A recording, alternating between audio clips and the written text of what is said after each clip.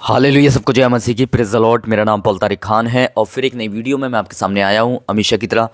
Video में वचन में जाने से पहले मैं कुछ बातों को शेयर करना चाहूँगा।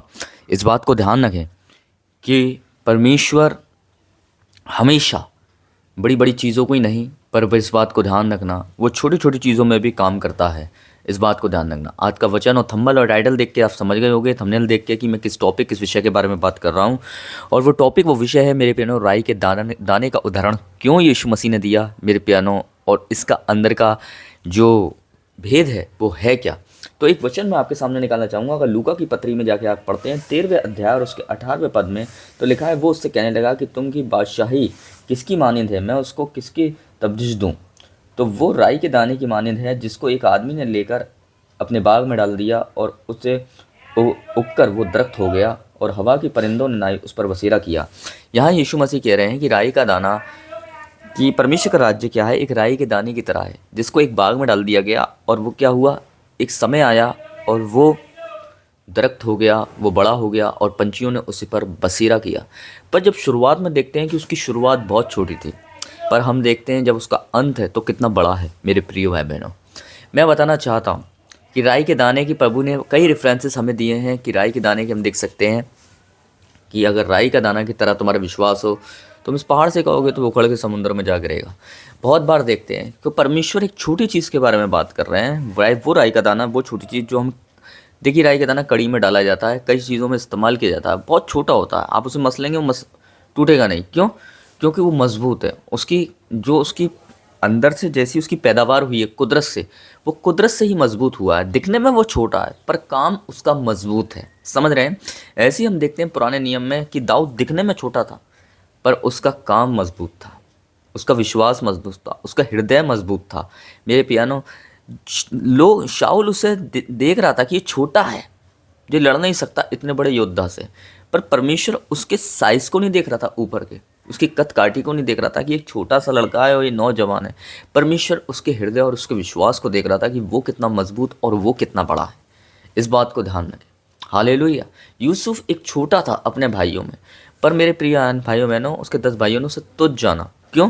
क्योंकि दिखने में छोटा था, कुछ नहीं कर सकता है, पर परमेश्वर ने उसके अंदर का विश्वास और अंदर का फेथ जो मजबूत था उसको देखा, उसके कद और काठी को नहीं देखा।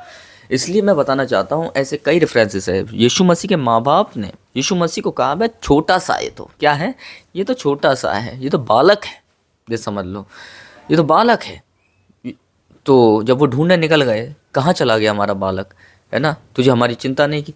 तो दिखने में वो बालक लग रहा था, छोटा लग रहा था अपने माँ बाप की नज़र में, पर परमेश्वर की नज़र में, मेरे परमेश्वर की दृष्टि में उसका एक बड़ा काम था।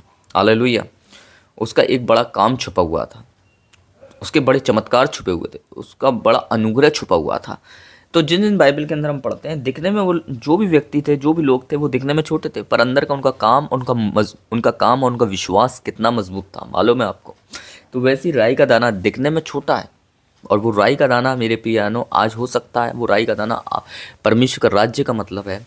शायद आप परमेश्वर का वचन किसी के बीच में लेके गए हो, शायद परमेश्वर का वचन आपने किसी को सुनाया हो, शायद परमेश्वर के वचन के बीज को आपने किसी के अंदर बोया हो।